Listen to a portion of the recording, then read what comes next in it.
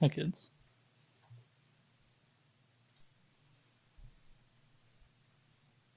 Welcome to the save point.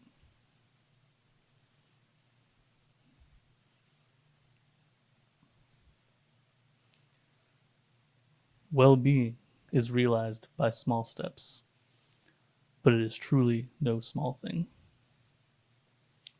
The famous biographer Diogenes attributes this quote to Zeno, but admits that it might have also been said by Socrates, meaning that it's probably a quote of a quote.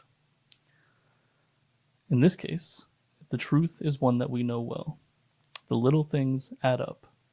Someone is a good person, not because they say they are, but because they take good actions. One does not magically get one's acts together. It is a matter of many individual choices. It's a matter of getting up at the right time, making your bed, resisting shortcuts, investing in yourself, doing your work. And make no mistake, while the individual action is small, its cumulative impact is not. Think about all the small choices that roll themselves out in front of you today.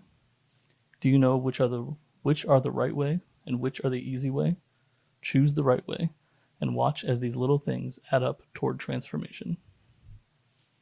This is today's message from the Daily Stoic, which is a book that I've tried to start my days with, just as a habit of things to kind of think about throughout the day, tone setting, just replace and be that kind of source of wisdom that I think we can all use on a daily basis. So I'd like that to kind of set the tone for our overall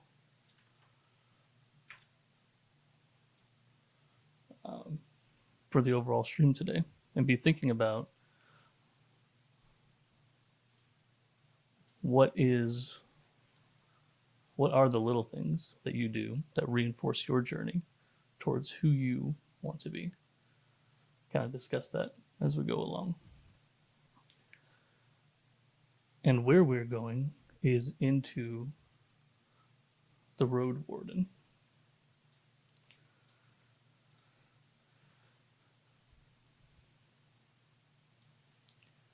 This is a collaborative, well, this is basically it's inspired by these old text-based RPGs, and I think you're going to see pretty early on that there's a lot of decisions to make and a lot of consequences to what we do. And I'm excited to have you guys along for the journey and help me make these decisions as we move forward. So right away, I still have my ducks. Everyone knows to stay away from the wilderness. Most people would never risk a lonely journey. Road wardens not only accept the struggle, but embrace it. They deliver messages, assist merchants, burn human corpses, and if possible, get rid of the beasts and highwaymen. They live on the road, die young, or retire early. It's a dangerous job, but a respectable one, and it pays well. If you still have your doubts, it will simply return you to the main menu. So let's leave the safety of the city walls.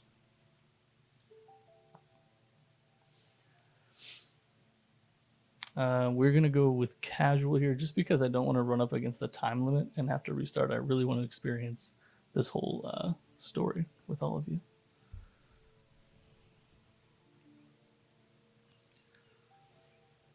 How's the volume? Can you guys hear the music? Can you guys hear me?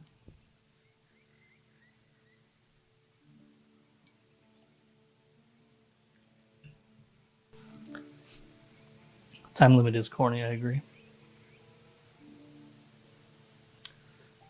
Hello, mic fuzz.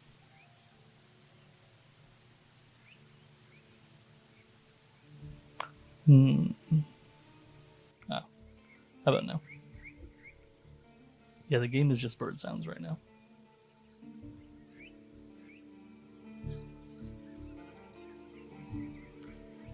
We'll move forward with this for now. Okay, good. For some reason, it was maxed in OBS. I think that's what was causing it. Bring it down just a little bit more. The wall is still standing. There are no wolves around, no stench of blood, good signs. This should be the place you're looking for. You were supposed to meet with a group of soldiers, but you hear no voices, no sounds of labor. The gate is ajar, but the camp isn't safe. It may keep away the goblins and peddlers, but not beast folk, nor trolls, and the night is near. Your palfrey breathes heavily. It has been a long day. So this is the story intro, and then this is a bit of fog of war. This is what's available to us that we see. Our options are to look for another shelter, look around, dismount and sneak into the gate, or get off the horse and enter camp briskly.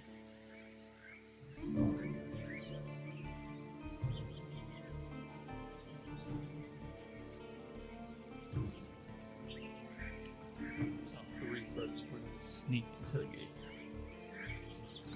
So we've achieved some statistics. Right here we have 30 minutes before dusk, so it's getting dark, and then we have 3 out of 4 vitality. Your heavy boots hit the ground, and the pain of the long ride finally catches up with you. You stretch out, bringing your back and legs comfort. All you want now is a table, a decent chair, a nice mug of beer, and some warm stew. With any luck, your axe won't be needed here.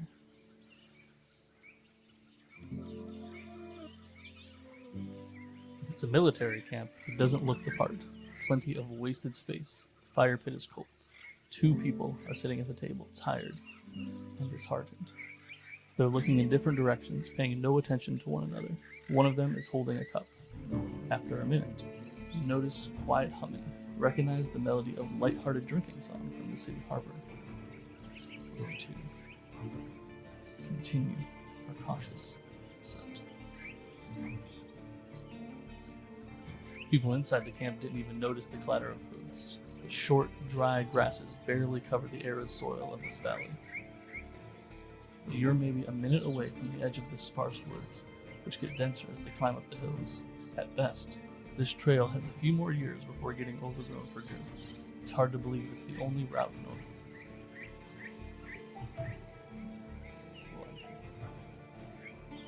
It takes them a few breaths to glance in your direction. The first person greets you with a wave of his hand, bags under his eyes and a messy beard.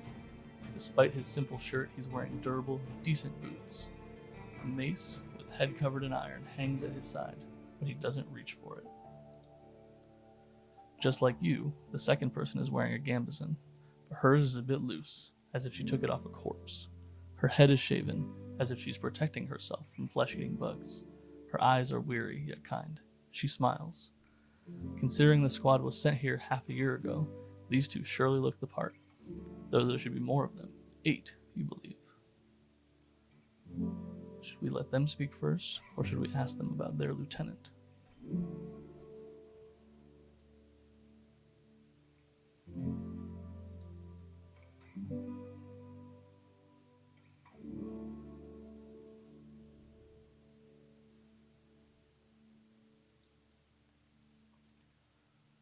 You wonder how to phrase your question. Whenever you meet new people, you can influence them by selecting an attitude. Should we be friendly? Should we be playful? Distanced? Intimidating? Or vulnerable? Sad, tired, afraid, hopeless.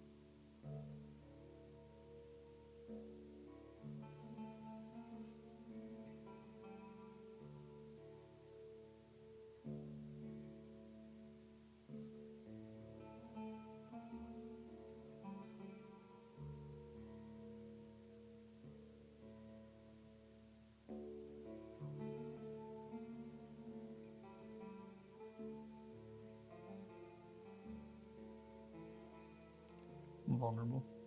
I agree. I like the depth on this. It's very, it's one of the closest things to the tabletop experience of D&D that I've seen in a game. Obviously, you have things like BG3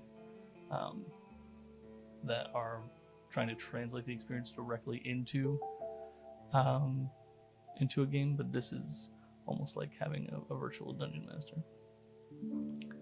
I had a long journey. I need to have a word with your lieutenant, we say, vulnerably. Oh, that's cool too. It does show you what the phrase is going to be after you choose the disposition, so you're not treated to any Mass Effect like situations where you choose a disposition and end up killing everybody in camp out of nowhere.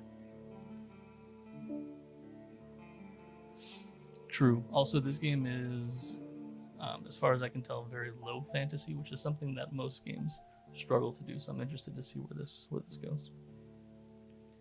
The woman stands up and approaches you. She pays little attention to the sword at her side.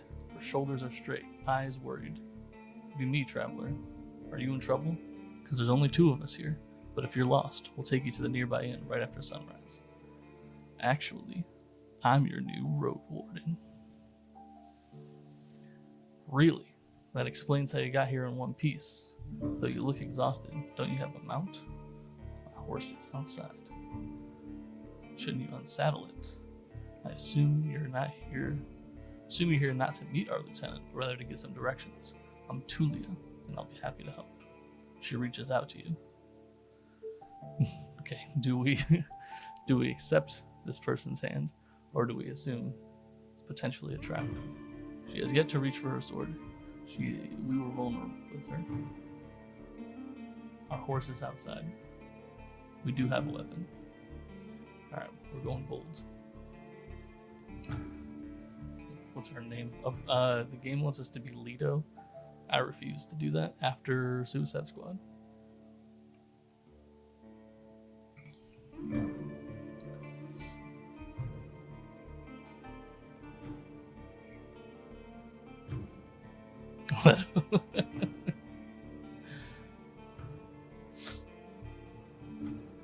Jared Gross.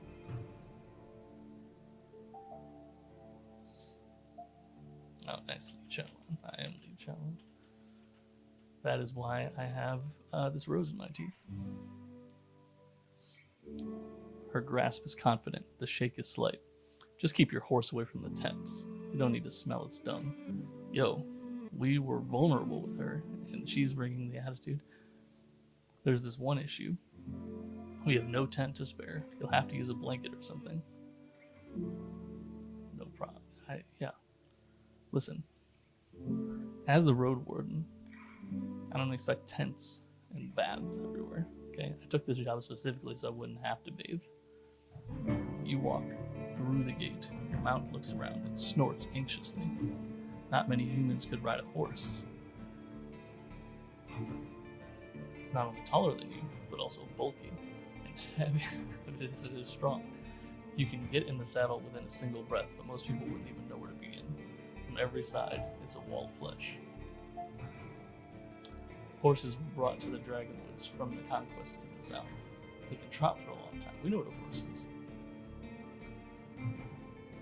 My only companion, I want it to feel at ease. I don't care how it feels, but I need it to be strong if I want to travel. I can't afford another one. Even in the most evilest of evil runs, I just refuse to be mean to animals, so yeah, we're gonna continue forward there. Takes a few steps toward you, scolding you with another snort. Humans see useful animals, even pets, as monsters in disguise. Getting emotionally attached to them is believed to lead humans to their doom, but you know that horses need companionship. Facts. You end up next to the fire pit. Removing the saddle makes the horse nicker with relief. Take a couple minutes to examine it. You wish you had something better to eat than this shabby grass. You should look for an inn. Can't look for an inn. I need to unpack. Only option. Alright, it's class time. You lost one of your sacks while fleeing the Crimson Corpse Eaters. Worst of all, you have no rope left. Maybe the soldiers could share one. Shouldn't cost more than a dragon bone. This is world building done right to me. Oh no. What have I done? Okay, we're back. It doesn't give us the Mega Man. These are the Crimson Corpse Eaters. They are wearing red cloaks. It also doesn't tell you, hey, we use dragon bones as currency. It just tells you the story, and you kind of develop it as we go on. So, we get to choose our class here. We have the option to learn more about 3 classes, but let's just YOLO this. Weekend Scholar, where we get alchemical ingredients, axe, gambazin, healing potion. Fighter, where we get gambazin, axe, crossbow. And mage, talismans, axe, gambazin. So really we're looking at bad axe, good axe, talismans, writing instrument, and alchemical ingredients. Slightly better armor. Gambazin is like it's like the leather and I think chainmail overcoat. If you saw it, you would know for sure. It's like what every guard in Oblivion is wearing.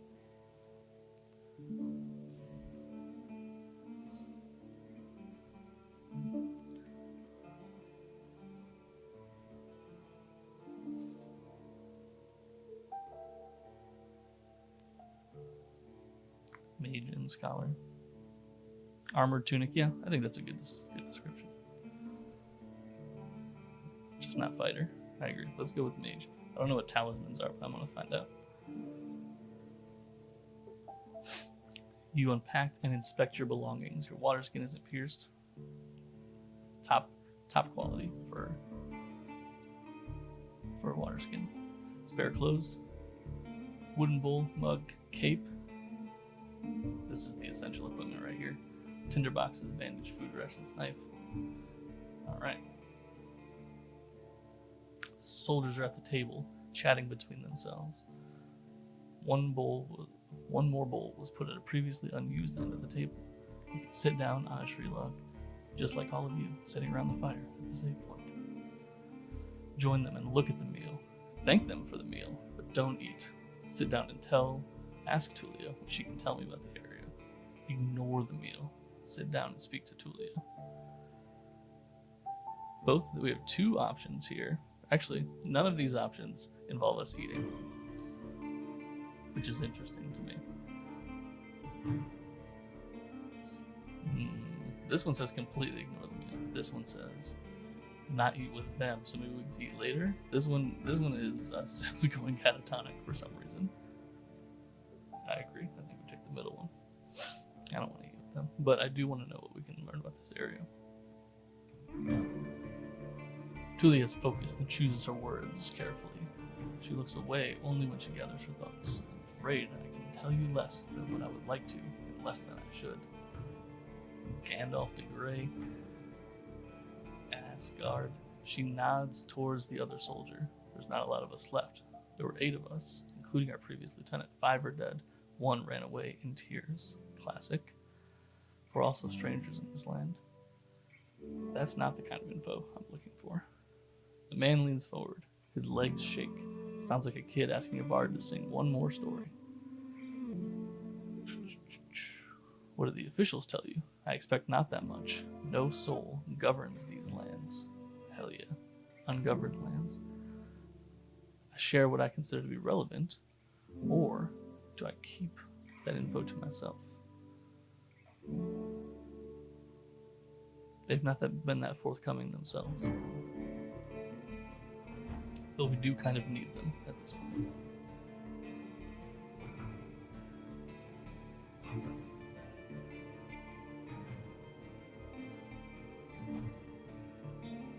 They also might respect adherence to confidentiality. That's facts. They did give us food. I can trade some info for food. Tell soldiers how little guidance you've received, since the area is too far away from Hoveland. Somebody write that down. Hoveland. Hove. Keep it under control. You're warned it's untamed and unknown. Who knows how many villages, bandits, or monsters may be found in these unmapped hills and forests. From time to time, new people look for boundless opportunities. Most never return. I'm looking for your guidance. Lieutenant drinks from her cups and crosses her legs, ankle on knee. I like we got some deep descriptions about how she's crossing her legs. Not knee over knee. Don't get it twisted. Seeing her chair makes you doubt she'll ever find a comfortable position. Where should we start? All right. First, let's try and get a rope. I lost my rope. You got a rope? You're in luck. She heads towards one of the crepes and reveals a rope. She brings it back and nonchalantly sits down in her chair. Type shit. Take it. I was planning to leave it behind. Hell yeah. Oh. Do I buy it for 0 or do I offer some food? They gave me food, so giving them food seems circular. Go ahead and buy that for 0. Wait, I left the rope on the table? Wait.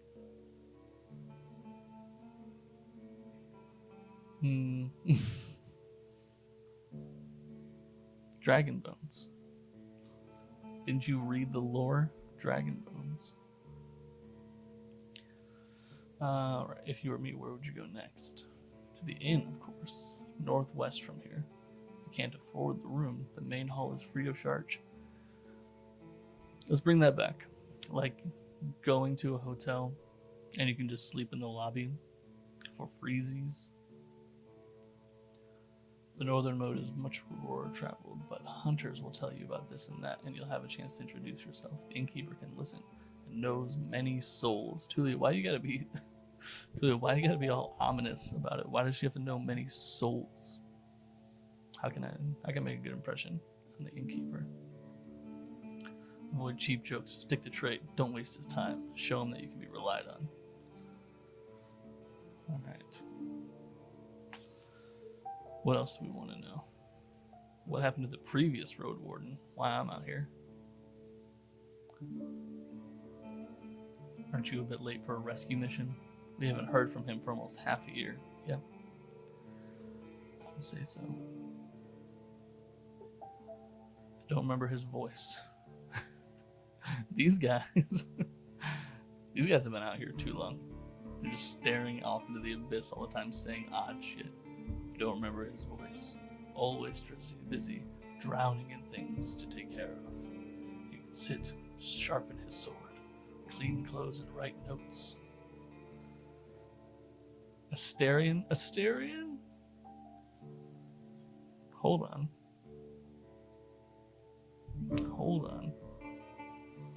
I think we might know some stuff about the other Roadwarden that they don't know. He's secretive, but let some of the locals speak about him warmly. He does say he left at dawn. If he left at dusk, I would be a little more suspicious, but maybe he just doesn't like it. I don't like them much either. You're little creeps. Sounds like you're not sure if he's dead or not. Maybe someone is keeping him in a basement?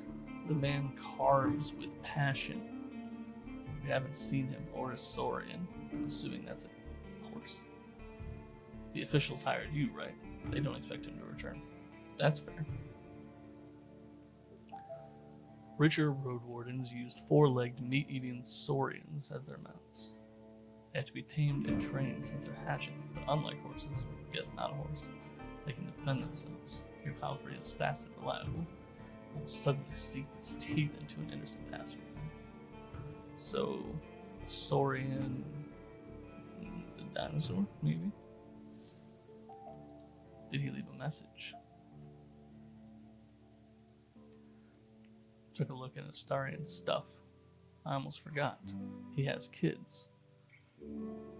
How are you going to be a Roadwarden and have kids? Go into a place people don't return from, and you're out here with chillins. Decent bows and potions. Much prefer to bring them the truth about their father. Do you want me to find out what happened to him in exchange for his stuff? Yeah. Hell yeah. Catch. We're meant to stay here until fall. Come see us, tell us what you'll learn about the man, and we'll get back to Hovlevan together. You think about your real mission. You were planning to return to Hovlevan in the fall anyway. He's considered dead. I doubt he begrudged you anything. Who knows? You may just find his shell lying on the roadside tomorrow. Whereas Malin uses a spear, 5 feet tall, but stout.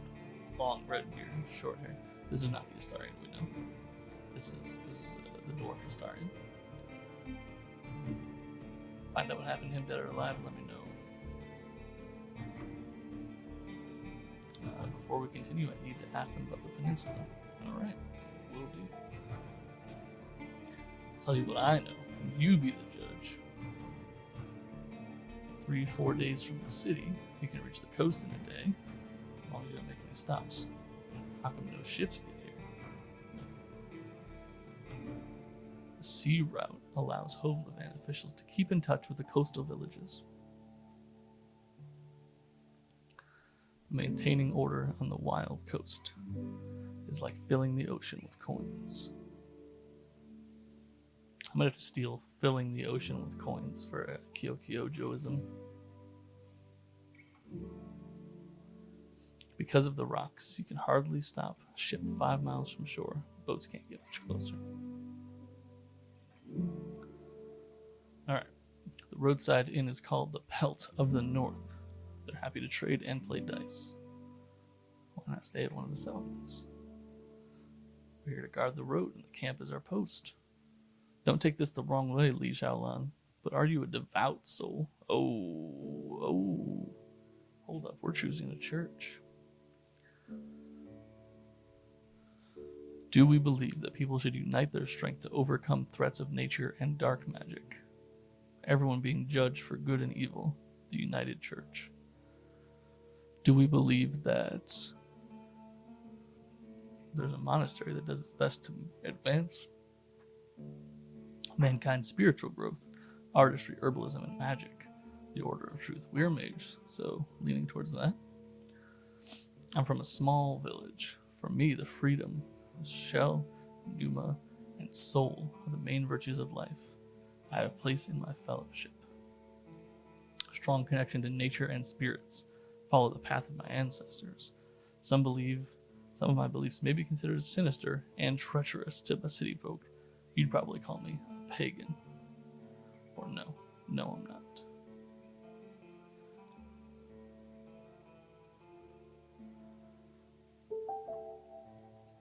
I think as a mage, we have to either go Order of Truth, pagan, or no, I'm not, since there's no evidence of the right's existence, and magic can explain everything.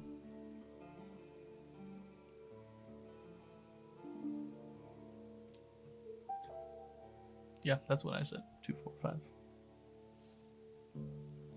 2 or 4. Let's go 2.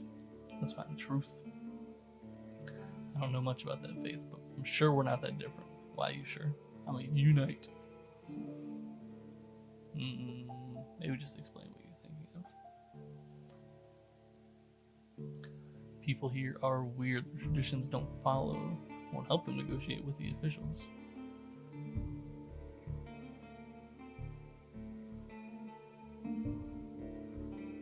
She starts to draw lines. Peninsula is connected with roads, like a big circle. Find a weird village at a bog. It's not pagan. As a priest who claims to be an eremite. She means a fellowship. They do crazy shit. They use the dead to cut down trees and dig in soil. I saw it once, and I begged to never return there. I'm unfazed. I see. You've heard tales such as this since you were a child. Isolated settlements, every generation learns how to adapt to the dangerous conditions. But rustic, pagan traditions. The United Church often warns its members about the crazy druids, necromancers, and blood mages. Bringers of doom and traitors to mankind. I feel like the United Church is like the Vatican in the Renaissance. Alright, we've been here a long time. Let's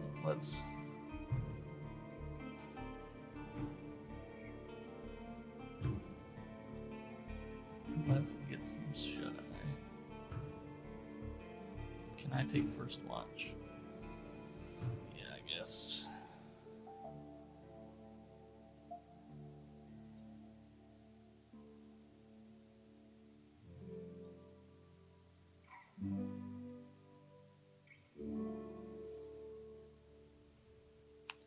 If it gets cold, feel free to make a fire. The best place is on the watchtower. Probably not for a fire though, right? Their watchtower is this pile of crates back here. great view of the more dangerous side.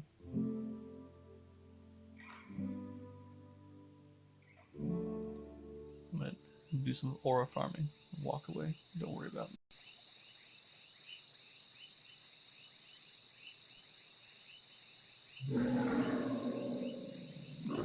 Yes, we're back, I think.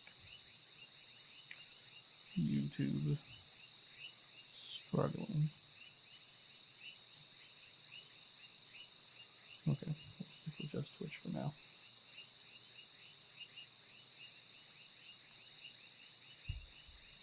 Sound quiet now? Test, test. Didn't change anything.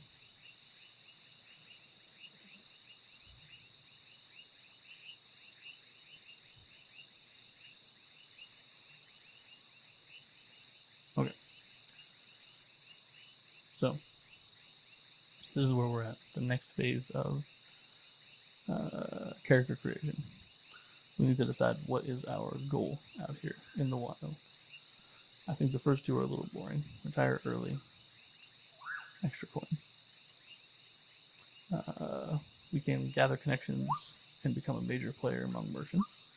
We can be a hero, which I feel like we tossed that out when we didn't pick fighter. But maybe mage could be a hero. I just want to help people, and I want a new life for myself to forget my difficult past.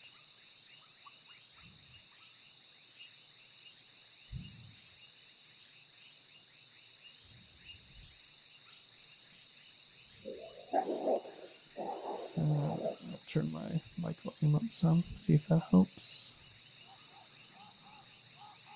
Test, test.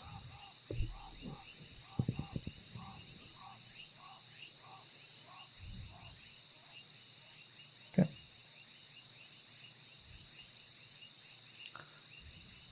How are we feeling about our background choices?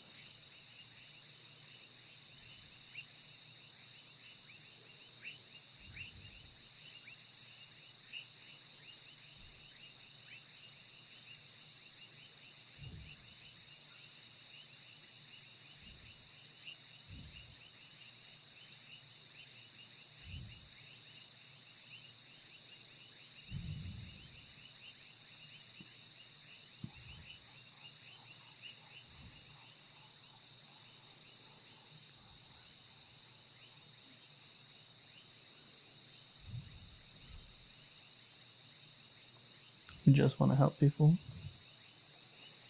We just want to help people. Half asleep, thinking about your goal, but you need to gather your strength.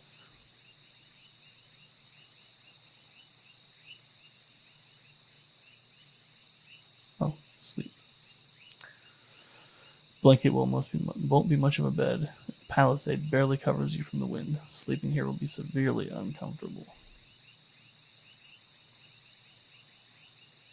We're going to lose some star.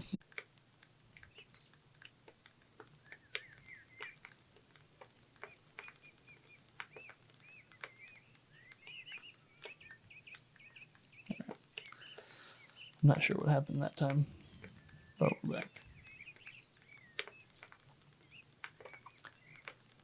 Before you fully wake up, you smell a roast. No, burning meat. Burning, rotten meat. Disgust crawls toward your consciousness. The horse is looking around nervously. You see an open gate. Go outside to see what's happening. Both soldiers are standing near a humble pyre. The man in the shirt looks at it contemplative. I like how this man's descriptor is the man in the shirt. Julie is the first one to address you. We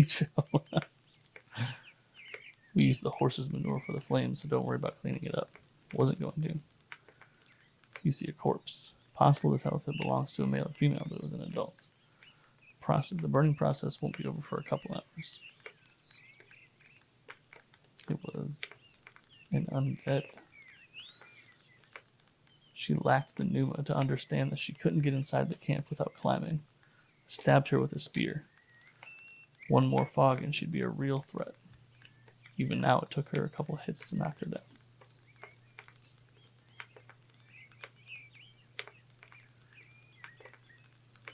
Sooner or later, every human shell wakes up, gaining more strength. With each soul it devours, and each moment it spends in the fog. Burning the dead is not just religious practice, it's necessity. Soldiers, priests, village mayors, even road wardens. Making a large pyre takes a lot of time, but it saves lives. Tulia calls the undead a she. Most units hesitate to do so.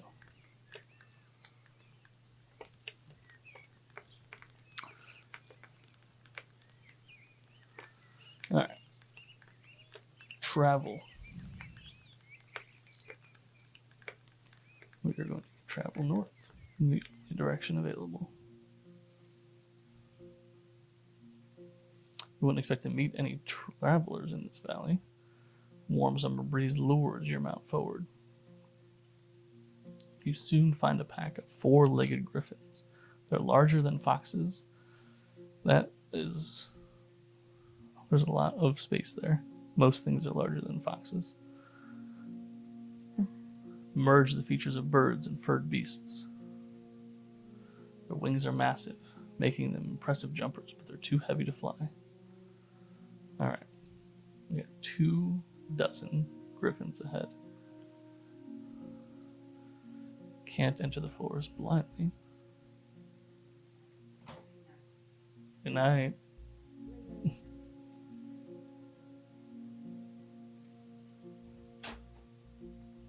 Yeah, it's anywhere from a dog to a refrigerator, at least. Dog to a small sedan.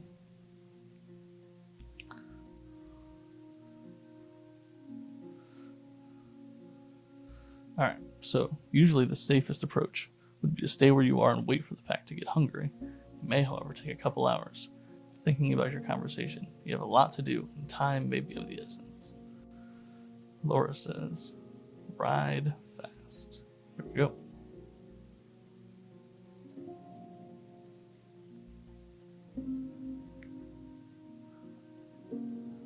And learn more on my character sheet. Initially, your horse completely trusts you, but after a few steps it snorts. You prepare your axe and push forward. Once you're in the middle of the surprised herd, your mount squeals and gallops forward. Squeals? The creature in front of you flees, but others try to jump at you from both sides. You kick 2 of them away, but the third one scratches your leg. It hurts, though only a bit. Too tough. Ride away, and the griffins can't keep up. You still hear their screeches when you mount slows down. When I get to a safer spot, I need to clean and bandage my wound.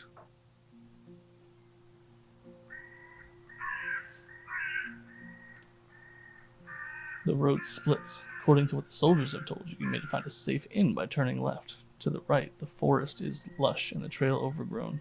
Those kids used to have this song. The harshest pathway leads to the dragon's lair. Those who search for treasure, do you truly dare? Signpost doesn't make your situation clearer. It was put here by someone who can't write, for folks who can't read. Covered in old red paint, and it points east. Blood there, as people say. Danger to be found. There's not a soul to ask for guidance. In these moments, there's only one thing to do. I look at my horse. What's the horse's name?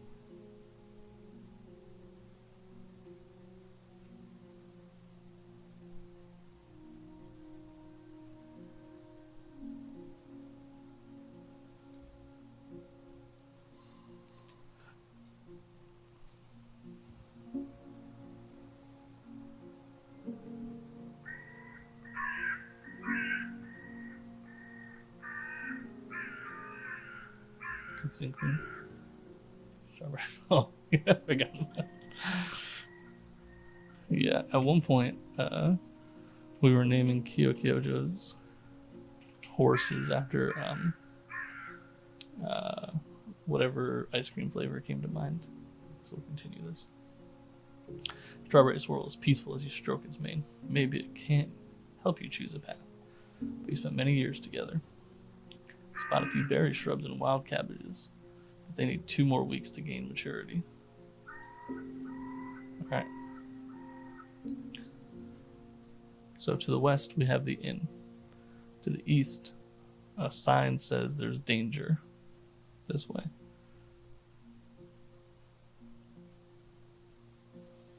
Where should we go? Toward danger, toward the end. We have a quarter health, but more out here to explore. I ain't scared of no ghost neither.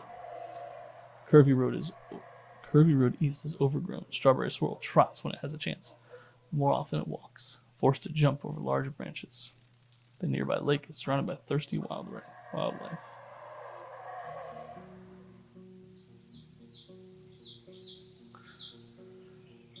Ooh. A couple of stone slabs were turned into a hut-like shape. One of the ancient chapels raised by the priests of the United Church in the days of few soldiers and fewer shelters. The entrance is barely wide enough to let you walk inside. It was meant to keep larger beasts away, including your palfrey. You can't spend the night here. Let's check the hourglass that's carved into the stone. It's adapted by many different orders. The winged hourglasses portrays the ephemerality of life and rigidity of time. When possible, they're made of steel, signifying the strength of humankind's determination and innovation. Should bow before it, or step away. There's no reason to not. Step in front of the symbol. In your silent prayer, nature seems both distant and complementary. For a while, you balance between chaos and order. So be it. Birds are singing delightfully. Strawberry swirl is leaning against the wall, napping. This, the top tier horse, standing up, napping against a rock.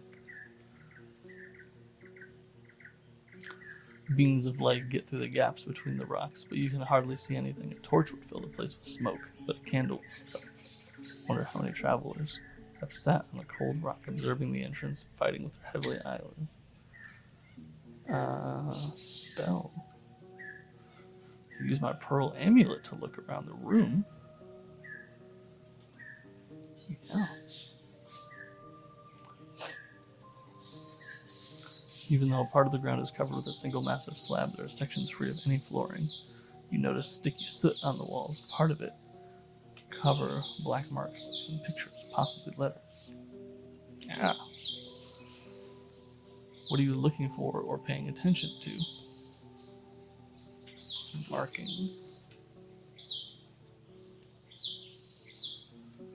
A large part of the wall is covered with engravings. It's difficult to feel what they mean. There's a long arrow pointing down. Parts of the wire. Follow arrow. Arrow.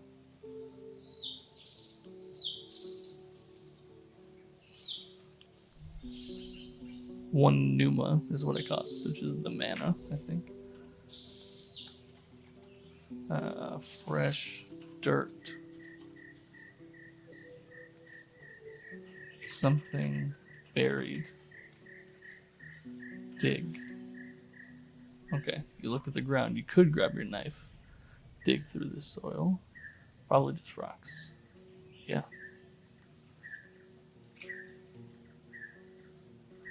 Dig at the bottom of engravings. Alright, let's just dig.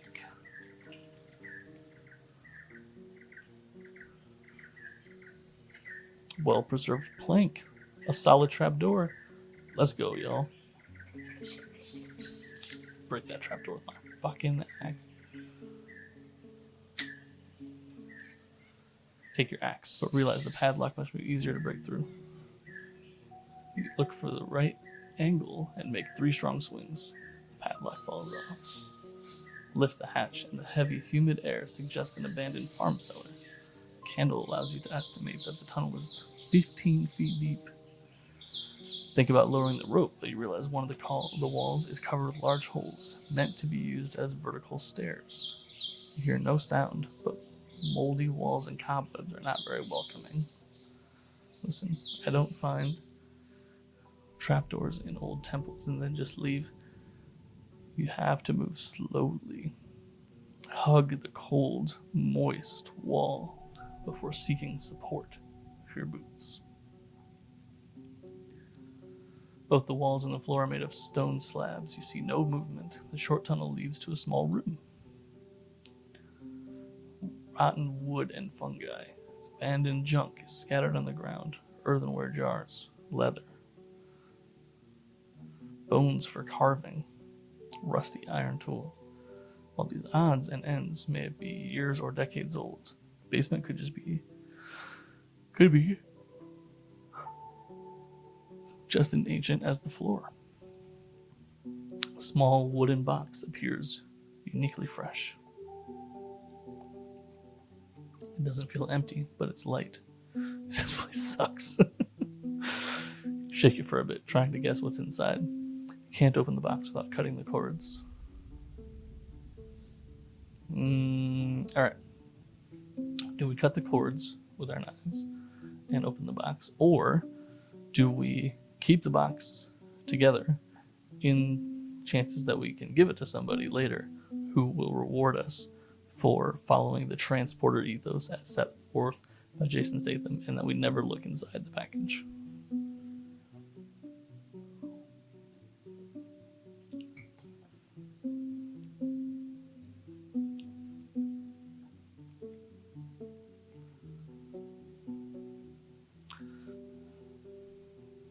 I doubt very much that it encumbers us.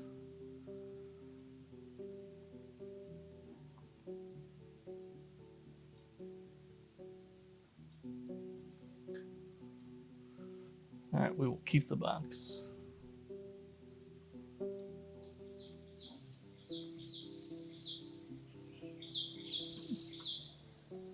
Strawberry Swirl is playfully poking bushes with his nose. Let's move on. What Indiana Jones movie is that? It's been a long time since I've seen any Indiana Jones movies, to be fair.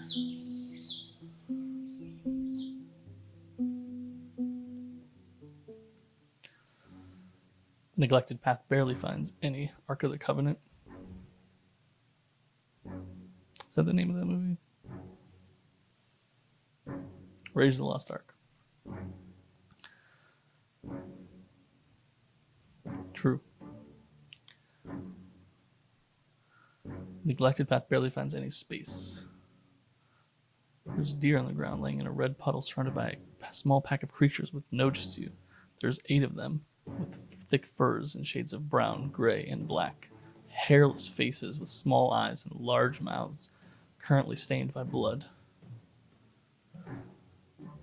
You see a couple beasts take a few steps back, grunting and glancing at each other. The one with the gray shouts, and the others move towards the rocks and sticks which are piled in the road. They hold them awkwardly, and some struggle to maintain a straight posture, leaning on their new weapons for support. Then almost all of them surround you to the left and right, blending in with the shrubs. The only 2 of the apes are standing still. We are being surrounded by monkeys. Goblins, apparently. We got 1 vitality. We're being surrounded by goblins. Do we YOLO it anyway? Or we can save scum also. Or do we turn back? We gotta dip.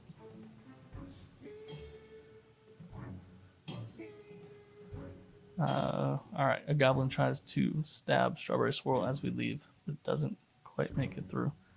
Not enough for that AC.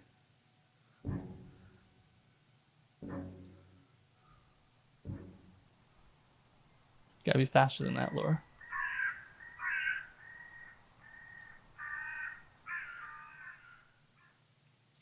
This must be the inn I've heard about.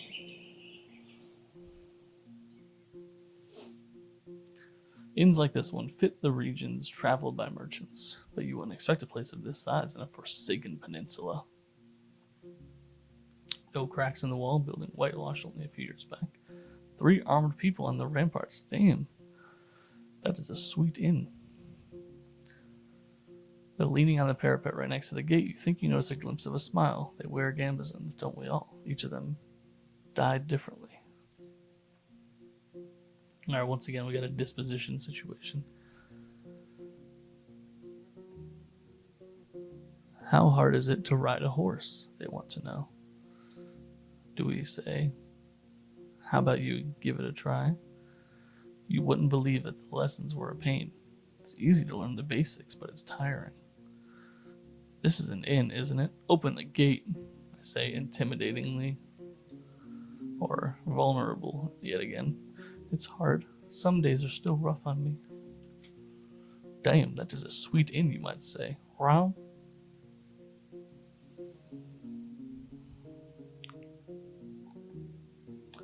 Let him test drive. Seriously? Just a moment. She disappears behind the wall, and after that, the gate is opened. Sucker. These people let us right in just at the opportunity to ride a horse. Dismount next to the wood splitting spot. Guard in the yellow armor is the only one who steps forward. It looks smaller from above. How do I get up there? It's not easy when you lack confidence. Everybody.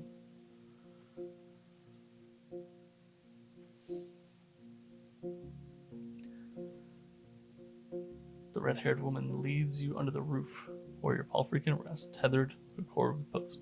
Once you're ready, go inside and speak with our boss. Maybe you're hungry. The other guards return to their chores. You hear a boar scream from the other side of the yard.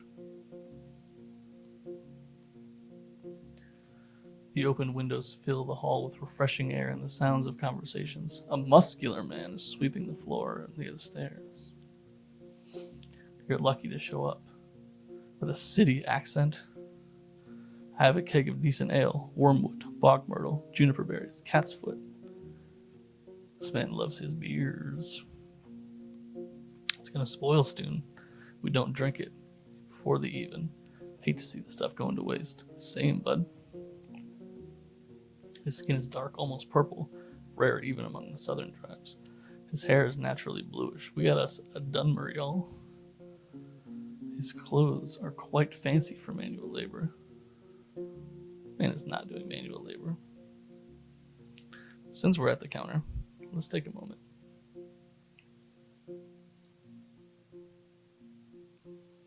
We're about 1 hour into the stream.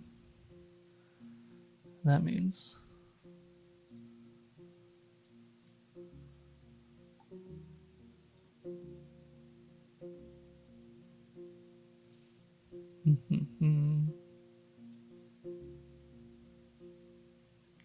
interesting. I can't show the thing I'm trying to show. Let's try this.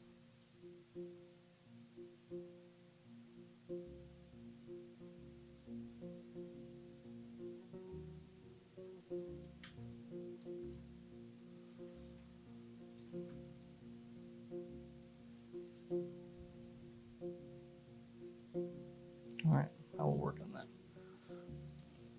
I don't know why it's not letting me show my window, but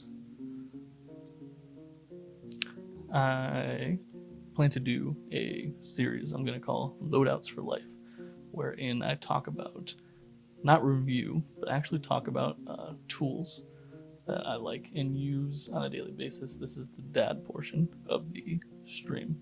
Talk about the things that really provide you some use, not just are good in general. And I think there's no better way to start than with the pocket multi-tool. And if you've ever looked for such a thing, you'll know that the market is flooded. There are several hundred of these coming across your TikTok feed, your Instagram feed every day, telling you this one is the best. The EDC community at large, EDC stands for Everyday Carry, is quite big and has varying opinions. I myself have been through probably about 10 pocket knives and multi-tools over the years that have been recommended in one form or fashion, but I always come back to the same one over and over again, and that is the Leatherman Skeletool CX. Get my face out of there so it free focuses. The thing about it is that it actually has fewer tools than most multi-tools, and it has maybe the most important thing, which is an outboard knife, which means you don't have to disassemble the entire tool like you do with some of these to actually get to the knife. Most Leathermans especially, you have to open the entire thing, and then you gotta use your fingers and dig around in here to find the knife, when if you're carrying something like this, the knife is going to be the thing that you're using the most, and it's right here on the outside all the time, ready to be used. It's 154 cm stainless steel, or not stainless steel, sorry, 154 cm steel, which is a pretty fancy steel. This whole thing is $90. A knife, just a knife with 154 cm, will usually run you upwards of $150. 154 cm is a great steel in terms of wear and corrosion resistance. It keeps an edge for a really long time, but you can still sharpen it without it being a real pain in the ass. It has a carabiner, which is also a bottle opener. It has a really strong set of pliers that folds out. And the pliers, of course, have the wire cutters inside here. The cat is freaking out that she's not in here. And then really the only other tool it has is the screwdriver at the end. It comes with two sides for a smaller and larger Phillips head, and then tucked away in here is a flathead bit that you can also use. Leatherman also makes a dozen or so Torx bits and stuff like that. In the EDC community, you'll often find people who are carrying a dozen bits or more. I am all about MVP, minimally viable pockets. I want to be carrying stuff that makes me useful, but stuff that I'll actually be using on a daily basis. So that Phillips head and flathead has been more than enough. Fit it in your pocket, fit it in your purse, fit it in your backpack. Screwdriver, pliers, wire cutter, knife. That will get you through 90% of situations. If you're carrying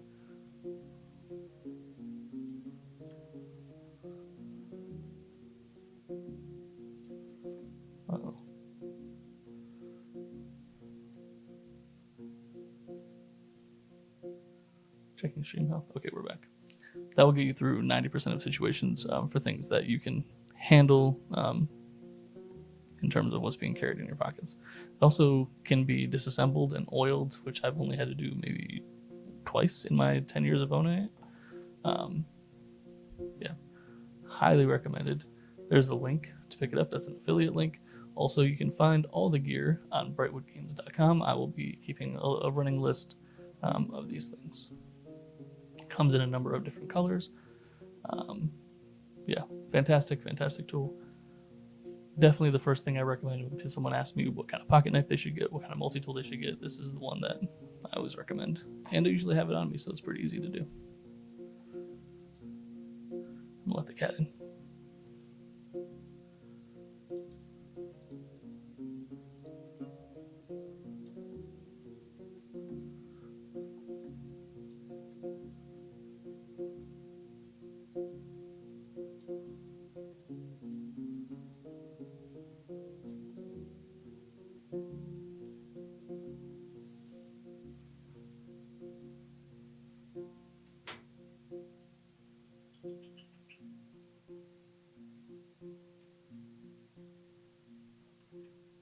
She gone.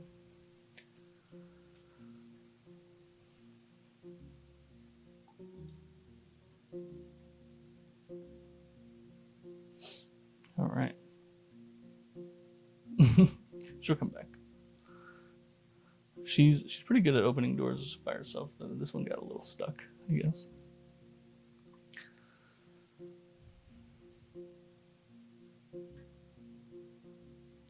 I will fulfill the cat tax, I promise.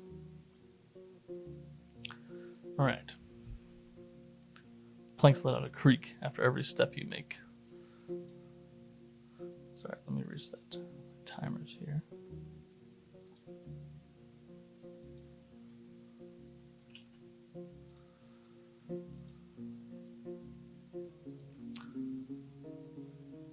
But you could swear that the innkeeper made little to no noise. This game has me suspecting everybody of being a vampire as we continue on. Here you go. He pushes the mug forward. Just so you know, Pelt of the North doesn't belong to Hovlevin. You can sleep on the floor if you want, but if you want a bed, you have to pay. He may have some leftovers for dinner. But I need to check. I could be a vampire, I've not checked. Alright. Do we be friendly? Thank you for the drink. More than capable of taking an entire cask if you need me to. We're just dad joking out here. I won't stay for long distance. I'm not here to pay compliments to piss in a mug. I'm a Roadwarden. I'm looking for answers. Thank you. I'm a Roadwarden, so I never refuse a free drink.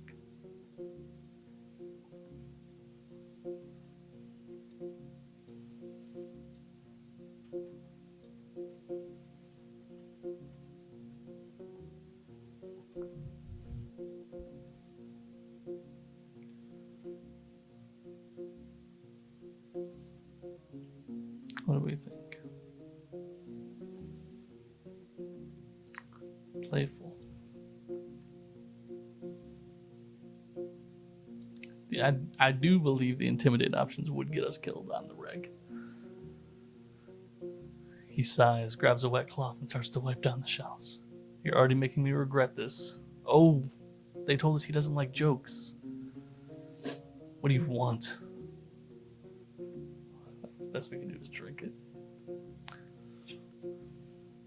I was hoping to see someone willing to patrol the roads. Maybe you'll help me with a worrying thought I have. Yeah, I forgot too. What good are you guys if I can't store information in your brain? There are brigands in the woods, naturally. The place is a stronghold, so I'm not afraid of an open strike. They've gotten more active in the last 2 years. Last 2 years? I want you to reach Howler's Dell, northwest, largest settlement around. I'm sure you'll get there sooner or later. Ask for Thais, the mayor, and about Glausha, bloodthirsty wolf of a woman. He's into Glausha. I've heard rumors about a raid in the north. If Glausha's ready to break the truce with the locals, I'm willing to join them and get rid of her band. He looks at a nearby dragon bone. Not too difficult, right? Just when you have a chance. A couple days won't make much of a difference. I'll pay you 2 coins when you get back. Do we take the 2, or do we barter for 3? Oh man, bloodthirsty wolf, true vampire werewolf at least.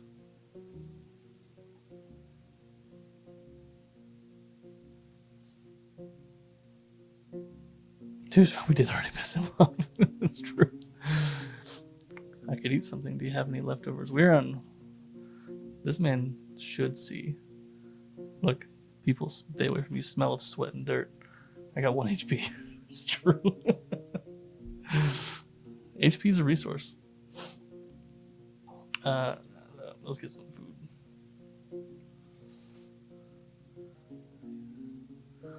Yes, I feed them to our boar. Go to the gate, you'll see a bunch of bushes. We need some berries. Bring me a bucket, and the horse could use a nap. I'll repair something. Hook is not made of metal or wood. It's long, curved claw, almost black. Vampire's claw. Reach for the tools. Oh, hang on.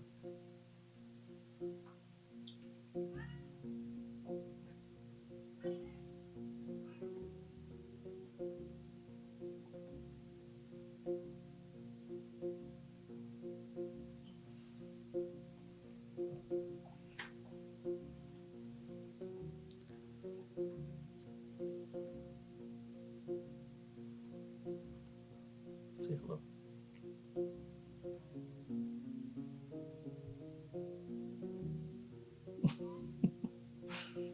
Nice long body. What are you doing? Just stand. Oh, she jumped down.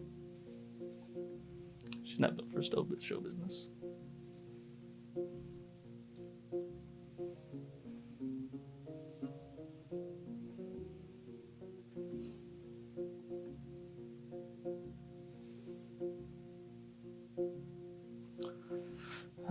All right. Let's pick some berries. We are in dire straits. Tools are cold, not too heavy. Thick gloves. Berries aren't a problem. Unlike snakes, scare them away with a stick or move them with a hook and protect your hands. Little ones won't eat you, but don't get bitten. We are playing with fires here, y'all. All right. Strawberry Swirl is lazily looking around. Classic. Clinking of tools coming from the armorer's workshop.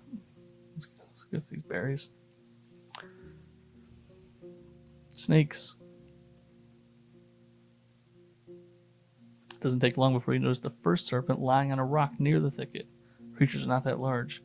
Even if some of them hiss at you or slither closer, jabs of the hook keep them away. Vampire snakes. Better than snow snakes. Don't know much about these berries. They're round and red. You wouldn't trust such a color if you were looking for them. Plants don't have thorns, but the leaves are harsh, so you make sure to thoroughly cover your skin with your clothes. You have to look through many bushes to fill the bucket, but the presence of insects and snake doesn't allow you to react. Oh my god.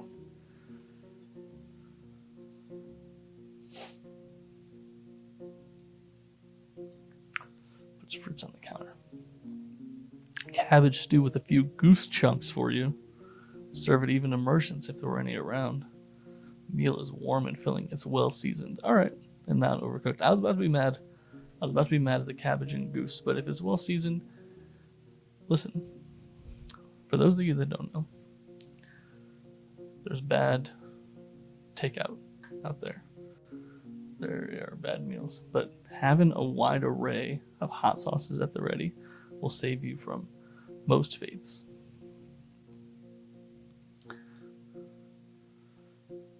How did that hook work out? See, you still have your hands. All right. The hook, which is not made of metal or wood, but something mysterious, and give it back to him.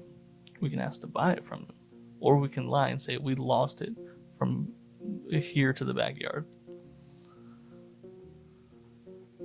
Goose, yeah, I don't see why not. I've had duck. Duck is it's fine. It's just really fatty. I assume goose is similar. Do you have duck in China? I think it's a pretty common dish out there.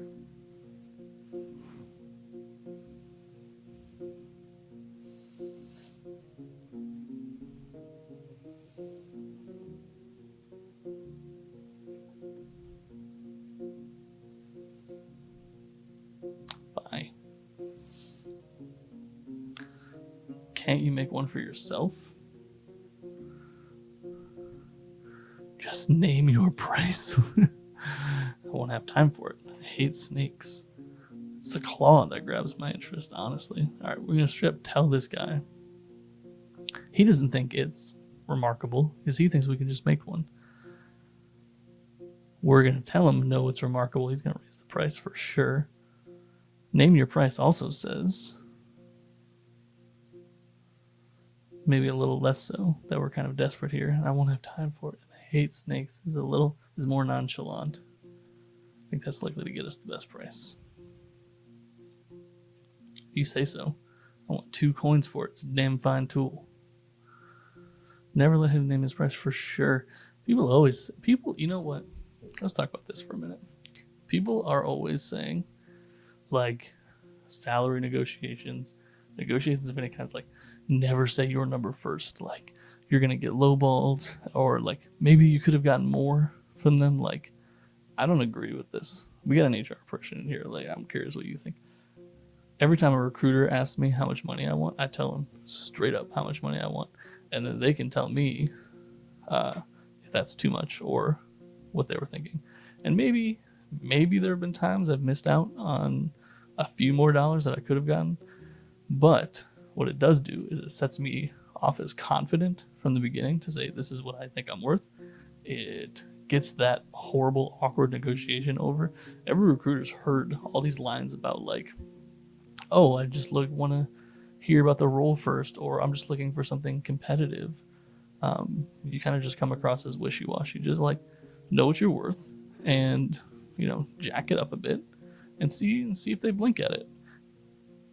There are stories of people, getting offers rescinded after negotiating in this particularly tough job market, but I haven't heard any stories of anybody who has gotten dropped in this like tell me what your salary expectations phase.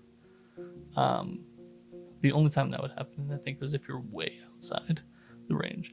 I've been told that before. I've said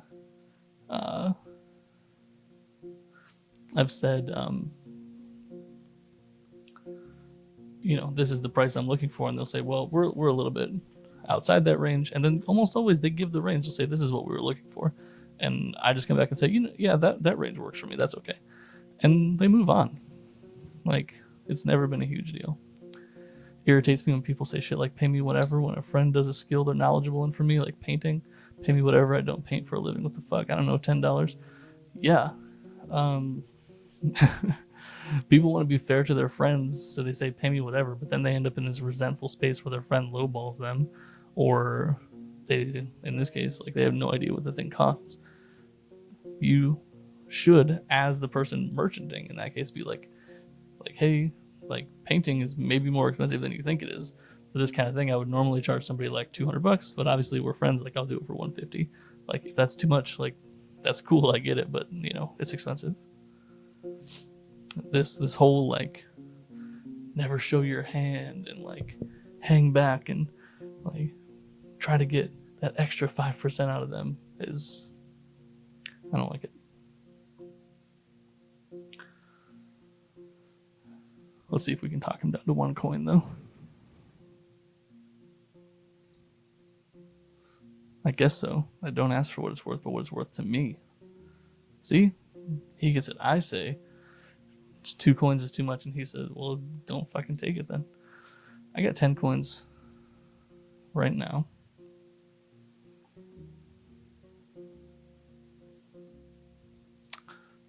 Do we pay 2 coins for this mysterious hook?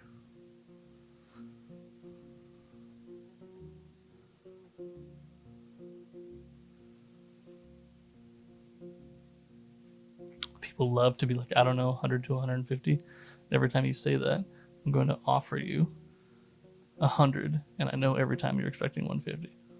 That's a good point. Something you should definitely not do is give, especially a large range, especially if you are not willing to accept that bottom number, because when you are on the selling side of things, if you say, oh, I'll accept a salary anywhere between $80,000 and $90,000, all that recruiter heard was, I'll accept $80,000. You can say, for this kind of work, I would normally expect between $80,000 and $90,000, but I would need to hear more about the role before I make that final decision. That leaves you a little bit more open, but if it were me, personally, I would just recommend saying straight up, like, yeah, I'm looking for 90,000. 2 coins is only 20% of our wealth. For a mysterious thing that might not pay off, I pay him. I'm looking for Asterion, the previous Roadwarden. Not gonna be much help. Asterion and I made a risky deal. He took 50 coins.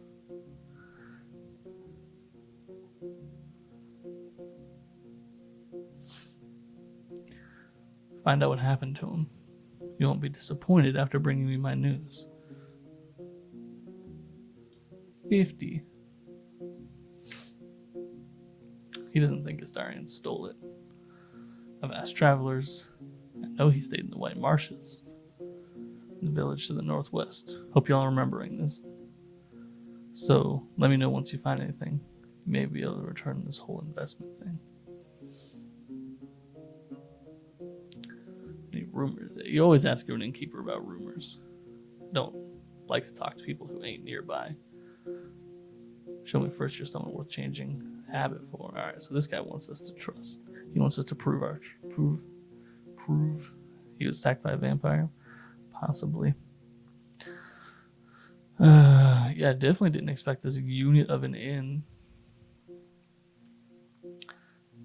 Not against running an inn, but we don't rely on guests. We're doing the trading. Oh, it's a trading post.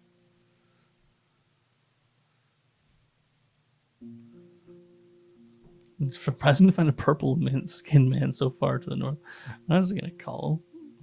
Let's talk about the inn. I'm not just gonna ask about this dude's skin color. All right. Talk about the inn a bit. 8 hours before dusk. Our armor is okay. Let's go to the well. Let's wash up a bit. It's enough to remove the tallow and sweat. You know what? Let's go back. Let's see. Does this man have some soap? Because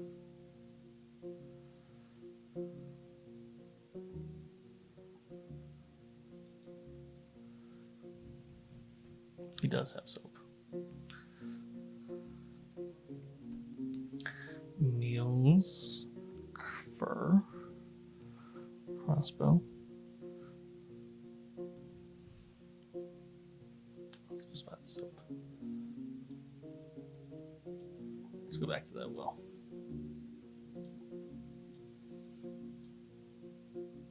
Splash yourself with cold water. It's enough to remove the tallow and sweat and mud stains from your clothes.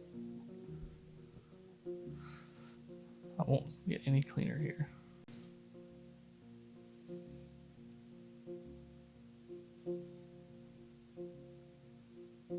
Alright. What you done missed is that we were given the option to gamble, and yes, of course, I took it. During the final round, you get ahead of everyone, and the spectators playfully comment on your moves. Winner takes all. 3 dragons are placed on the table, and you put them into your pouch quickly. The table and chairs are moved back into the building, and the guard in yellow armor thanks you for playing. Is there anything you need? So, we got our money back. We got the 2 coins for the hook. We got that back.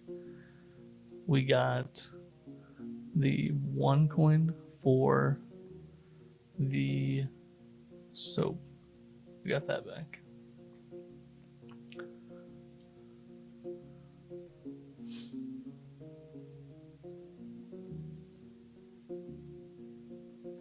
Apparently, that berry gathering quest was a test. He wants to see who's too proud for their own good.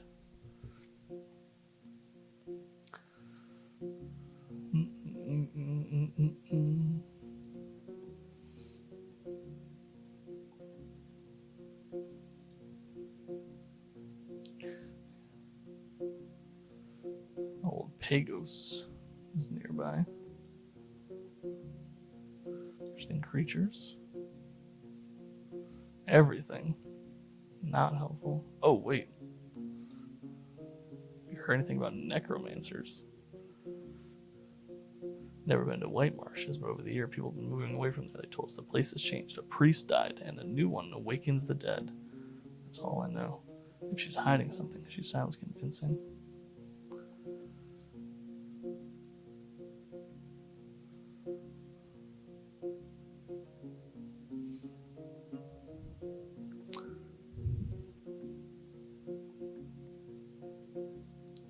She wants to charge us 15 dragons to learn about the monsters.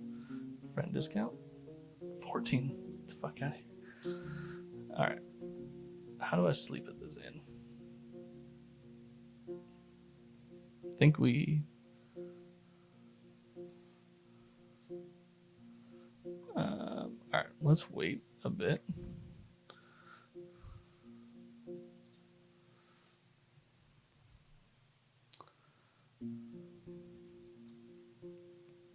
Alright, sleeping on a bench. We get a Numa, we lose some face, we lose some whatever that is. We need to pay because we need the vitality. We are at 1.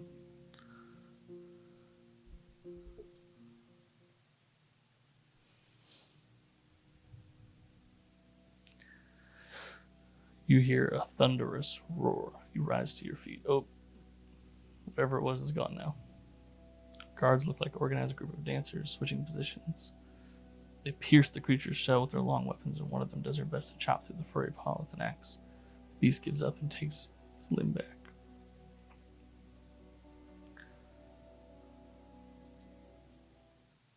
These guards know their shit.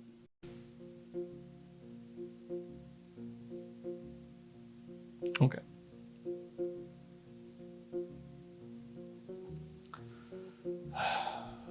So, paid to sleep. We got some restoration. Now the question is, do we continue west into the various settlements over here, or do we go back east where the clan of goblins awaited us previously? They attacked our horse but missed. Gobs.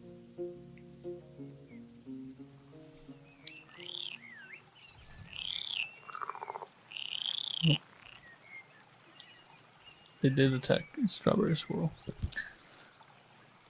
Looks like they are gone now, though. A round pine tree blocks the road.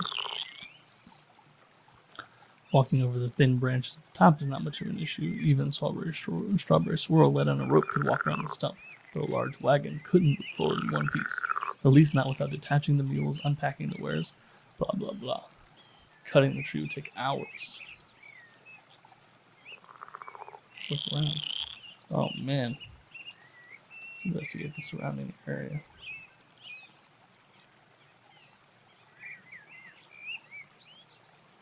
Oh, this is a mystery. Let's check the tree.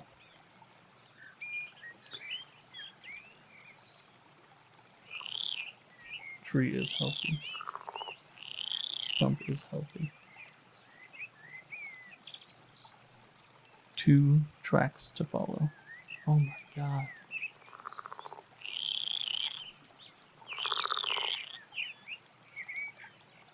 Okay, we're good. It looked like we were dying again. We've investigated several places here. This is the tracks. The wayfarers here suddenly stopped. You can see they made a sharp turn. The second trail is close to the stumps. Most of the marks are left by flat, cheap boots. Both trails avoid the eastern wilderness. They stick to the main road and lead you to the north. They could have belonged to 24 people. Lose them once there's no more marble tree mules.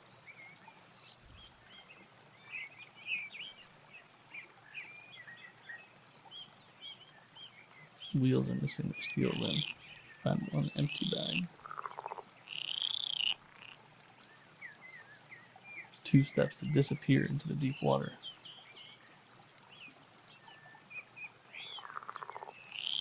I found an arrow. No berries left. Notice an arrow made by a human. Black orange fletching. Don't know what kind of bird would have such feathers.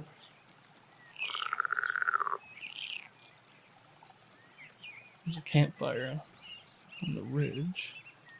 Someone jumped down. Check the road. What do you think happened here? It was cut down to set up an ambush. It was broken by a monster. It fell from the wind. It was dying from an illness. Let's check that stump again. Unnaturally smooth. You can sit down on it. So it was definitely cut. Why was the wagon abandoned? We found an arrow, so it wasn't attacked by monsters. It could have been highwaymen. It was originally transported. There's a lot of people. We only found a linen bag. I'm gonna say something.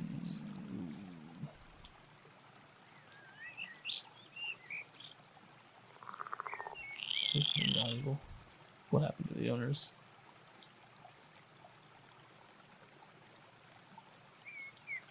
True. Goblins were here before, but the arrow was made by humans. Let's go.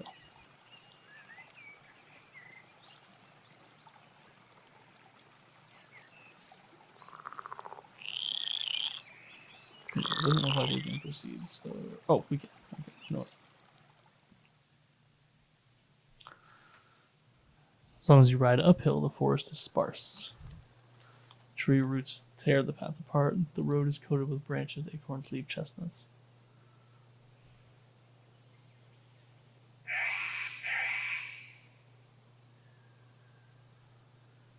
Holy shit.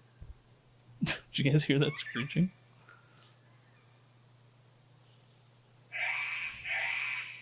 Yeah.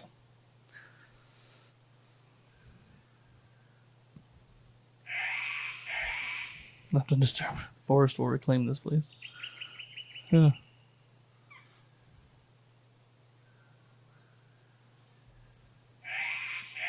Hills are full of life. You don't hear anything coming from the watchtower. I don't. At least wasn't meant to be used in combat. Shelter. See no footsteps, no lights, no fresh trash. Look for the tracks I saw near the tree. Tracks lead here through a narrow gate, then west. The hard hills are barely noticeable. Let's check the gate.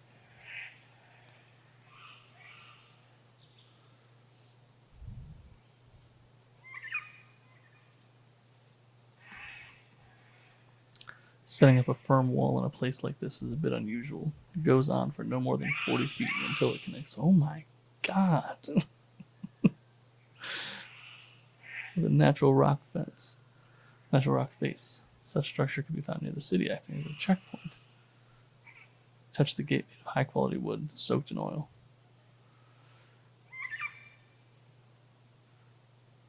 Don't see any wooden bar. You try and move the cold planks. Buried and dried out most of the luck. It would require some wearying digging. Alright, so these people came through and then locked the door behind them.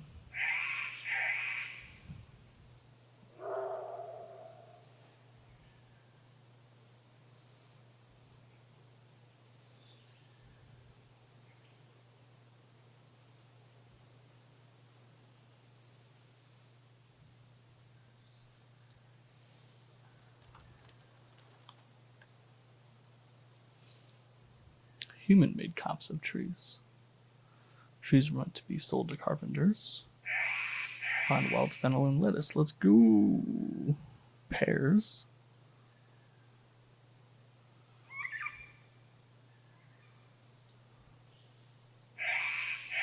Seriously.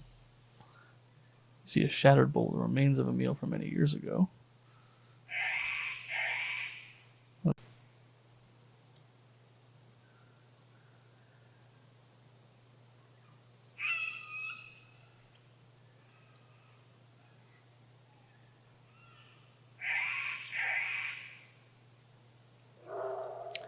We have 3 ways we can go. Let's continue. No, wait. People went west. Shit.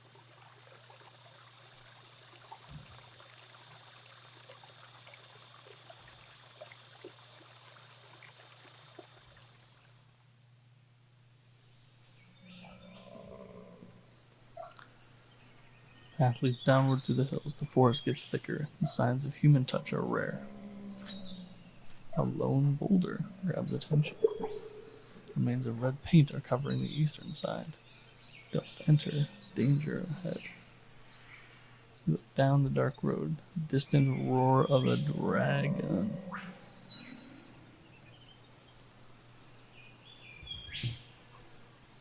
Do we ask our God for protection? Do we decide we're not ready? Scratch the neck.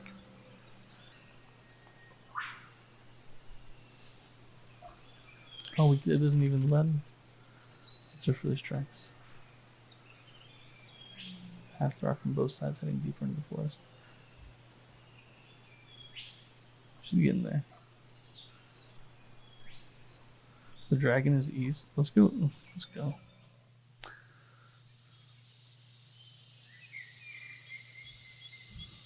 There are no clans here.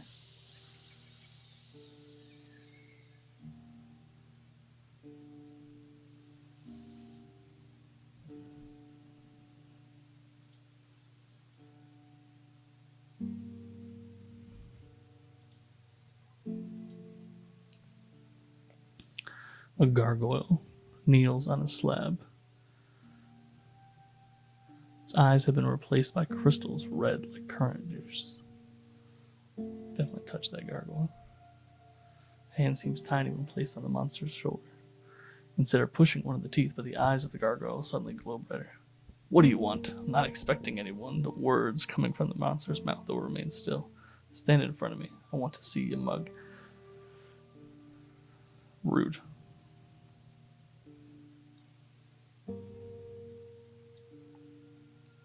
Li Chaolan, the new Roadwarden. Hope you're having a great day. Disgusting beasts. New Roadwarden. Distant. Speak face to face. Let's just be. I may have a job for a traveler. You know who I am, right? No. Heard a dragon.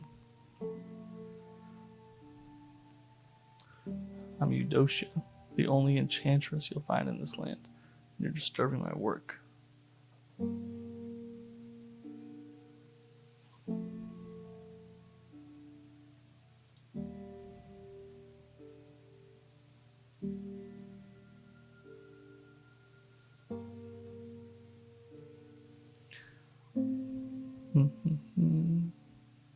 Alright, we're in.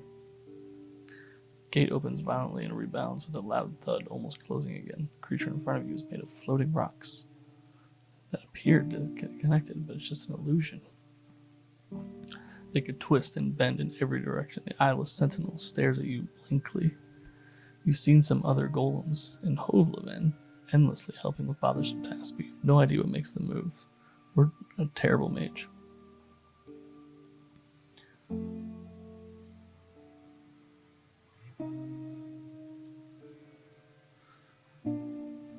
This space could fit a few more houses. Tools are made of iron and steel. The owner must be wealthy. The labor and building materials must have been worth a sack of dragon bones. The walls are far from safe. Any large monster could burst inside, and the house seems to have no protection. Finally, the door opens. The woman is tall and stands upright, her arms crossed and her legs apart. More than 30, face touched by lack of sleep. She gives you a long look. I greet you. You're free to look around, but you won't find much. I don't hoard treasures.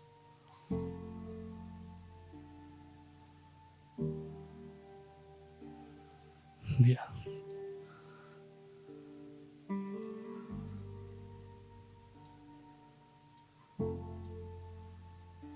Let's be vulnerable.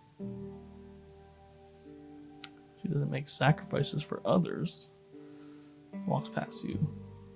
I'll let you in, but don't let it happen again. If you ever come here in the middle of the day, you'll stand outside looking at it. You don't need any more salutations. So, why are you here? Looking for Astarion.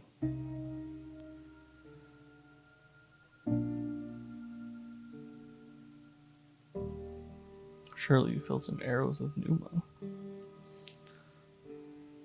Sure was the one I found near the fallen tree.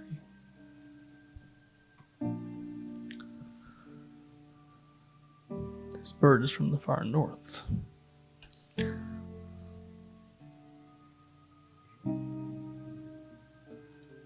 She said she had a job. Are you up for some danger? Yes.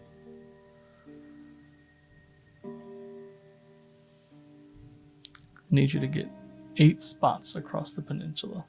High buildings. Don't really travel much. Need one of them in White Marshes. Place one of these as high as you can. What are they for?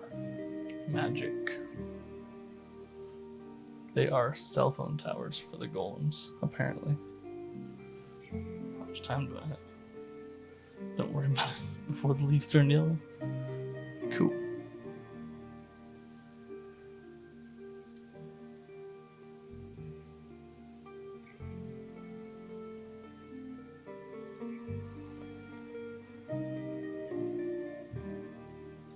Try to get some more money.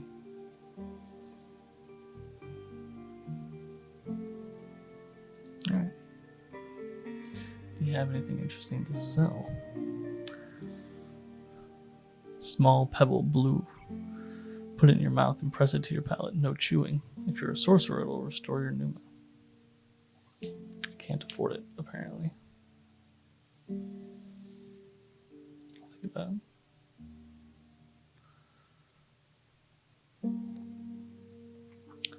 This looks like a good place to rest. So let's save for now before we have any more connection issues.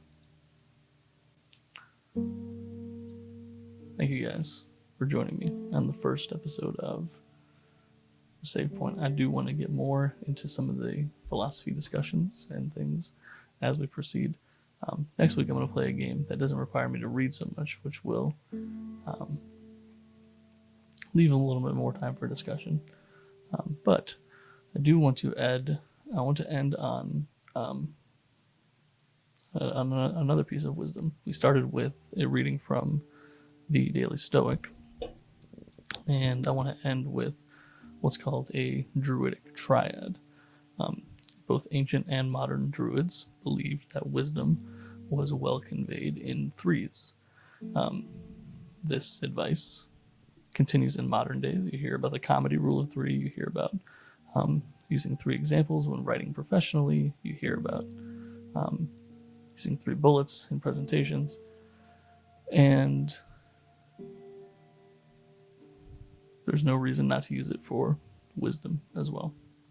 I'm going to try to end each stream with one of these. This is the one for this week. 3 sureties of happiness: good habits, amiability, and forbearance. If the habits of your life promote rather than damage your health, if you are friendly, and if you are tolerant of others' failings, your happiness is assured. See you next week, kids.